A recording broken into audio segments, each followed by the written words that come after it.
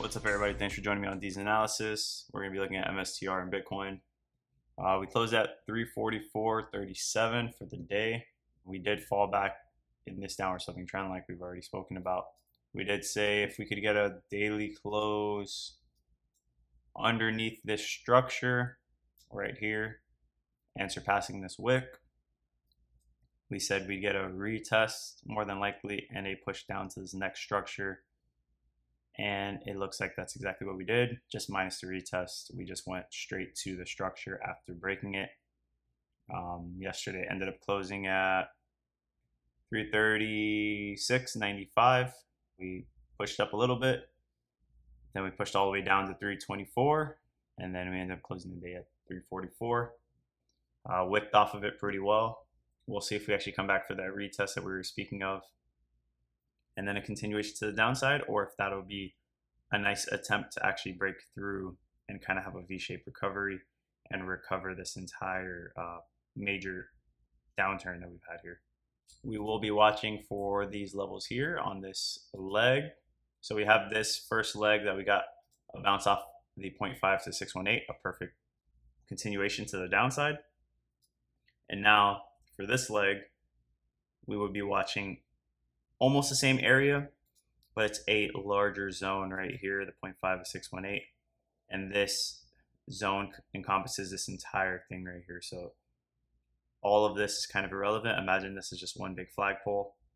And really, you're just going to be looking at it from this point on because all of this is irrelevant. So it's pretty much one straight shot here. And then once we make it back to about 390 to around 407, expect some kind of resistance. And along the way, we'd be finding resistance off of this key structure here at 368 to about 360 and this downward sloping trend line. So those are kind of the levels I'd be watching for above our head. And then, of course, to the downside, hopefully we don't have to see it, but we have to always talk about it anyways. We'll go on the weekly so we get a better view of the larger zone. If we were to break this structure, retest, then we could potentially make it all the way down to potentially 260 when you take a look on the weekly. On the daily, kind of saying the same thing, but we would probably have a little bit of a stop around this area at around 270 to maybe 280. We'd probably have a little slowdown and then probably make it all the way down to the 260 mark. Those are kind of the levels that I'd be looking for. On the weekly SMAs, you can see we made it all the way down to the 50 and we got our bounce. We wicked right off of it, which is nice. Here on the 200-day, we fell underneath it. We'll see if we come back for this retest. I would assume that we are. If we do come back for a retest, that's going to be at around 353. So be aware of that. Overall, when you take a look at the weekly and global liquidity, if you look at the 12 offset, it looks like we could still have further to go.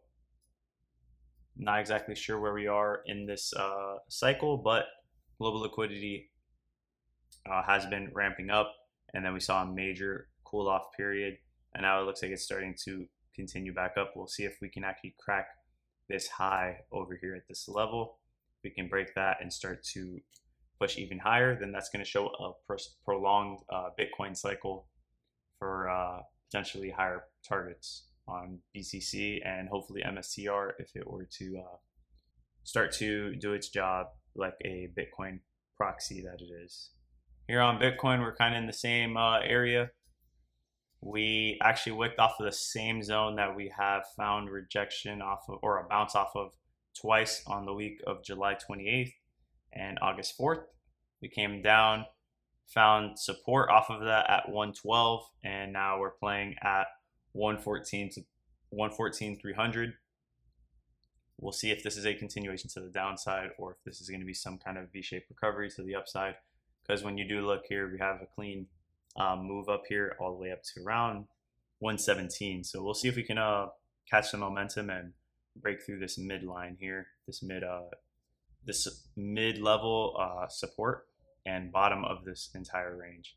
So this is the larger range right here, and then you have this bottom portion that we found support in between these two levels here. So there's always a bunch of levels when you take a look here.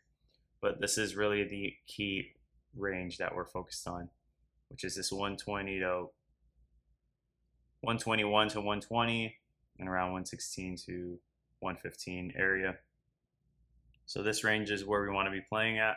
Right now we're playing slightly underneath it in this bottom portion of this range that is around 116 to 115 to 111 to around 110. So if we can hop back above here and start playing with this upward sloping trend line, that's going to be a good sign, because the more we retest this trend line, the more likely it is to break, retest, get that close, and push off of it. Tether dominance had a nice day. On Tuesday, you can see we closed outside of it. We came down and we actually closed back inside of this downward sloping trend line that has been established way back over here in April 2025. So that was a nice sign to see right here, seeing that we closed back inside of this downward sloping trend line. And hopefully we can continue the trend that we've already seen, where we push up here and we find rejection multiple times to continue that trend to the downside. And as we see downside momentum on tether dominance, that should show a nice little spike on Bitcoin. And I'll overlay Bitcoin so you can see that here. As tether dominance drops, Bitcoin will rise, and vice versa. You can see Bitcoin drops, tether dominance rises.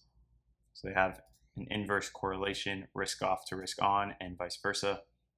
So seeing this move to the downside is very nice. And when you look on the weekly, it looks even better, because that's just a nice wick and we never even closed there. Now what we want to see on a weekly perspective is an actual candle close within 409 or lower, but ideally would be under 3.94. That would be the ultimate sign that we are going to touch this blue line. If we can get a nice close underneath there, that would be awesome. And if we actually get a close here, we might even shoot a little past the line, and maybe we get a nice extended move on Bitcoin before seeing that local top that we've been speaking of once we come in contact with the blue line, which we've seen multiple times before, and that corresponded with Bitcoin's local tops. As you know, if you've been on this channel for some time, we always talk about that blue line being the local top finder. As you can see time and time again, when you see that red dot here, you can see that local top at least temporarily, and then some kind of downturn. So once we touch it, I would kind of expect that to be a local top. Now we did get pretty close, not gonna lie. When you look here at this 3.96, that was the week of August 11th. So we did get pretty close. I'm not sure if that's gonna be the touch. Maybe it was, because when you actually look here, this one didn't quite touch it, but that was the top there. So maybe if we were to adjust the line, then maybe it was a touch on this one, and maybe that's a touch here. But we'll see if we can continue this trend down. It does look pretty good though that we closed back underneath, and that weekly is creating that wick to the downside. We have the 20 and the 50 still crossing to the downside, so that's a very positive sign. And we did close back underneath our 50, close underneath, retesting, and we'll see if we can fall underneath our 20. I think if we can fall underneath our 20 and surpass this area right here around 418 to 414, then I think we could run all the way down to that 4% region. And if we do that, then I could see a nice spike on Bitcoin and potentially back into the 120s and hopefully beyond before some kind of cool off period like we are seeing right now. The dollar on a macro perspective is reaching the bottom of this channel, and this has been a key level of support prior. As you can see, this has been established from 08, and every time we've touched it, we've went on to have a massive rally, and then we can correspond what's happened on Bitcoin here as well, overlay it, and kind of see where Bitcoin played in terms of these moves. So sometimes it's inversely correlated. So you can see as the dollar had a significant drop here, Bitcoin rose. And then as the dollar increased here, Bitcoin dropped. The dollar dropped and kind of went sideways, Bitcoin rallied. And now after seeing a major drop on the dollar, Bitcoin was able to rally. So just if I were to look at this piece of data here, I would imagine that if we saw some upside, which we're more than likely going to at some point pretty soon, then Bitcoin would probably see a fall, and that would probably be our local top at least, or it could be the top for the entire cycle. But that's just looking at what we've seen prior. We could potentially see lower targets. Maybe we fall just outside of the trend line, but I don't think we're going to fall too far. Like maybe we get something small like this, small deviation, and then continue right back up. But I don't think it's going to be a long, like if we were to fall underneath this trend line, it's going to be short lived, and I think we'll end up having the dollar rally. I don't know if we'll make it all the way to the top of the channel because that would correspond with like $120 on the DXY, which is kind of crazy. But I mean, it's possible. As you can see, it has been touching the top of the channel consistently. Who says that it can't do it again? We'll see where it takes us, but that's definitely something to consider.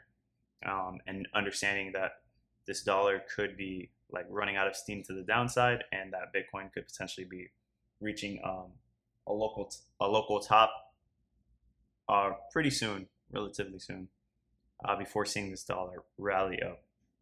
So that's kind of what we're waiting for. Maybe we have a little bit of sideways chop on the dollar before finally having that aggressive move to the side, to the top.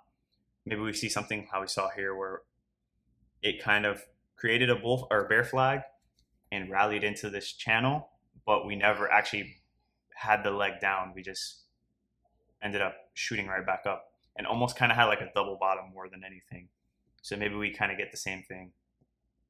When you actually look here at the structure, you can kind of see that baby double bottom right there, and then a continuation.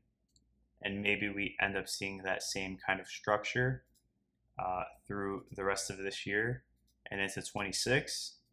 And then as we enter 26, we start to push up, and maybe we get that bear market that everybody's kind of anticipating. We'll see where things take us though. Make sure you guys drop a like and subscribe on these videos. It always helps. I appreciate all your support, and I'll see you guys in the next one.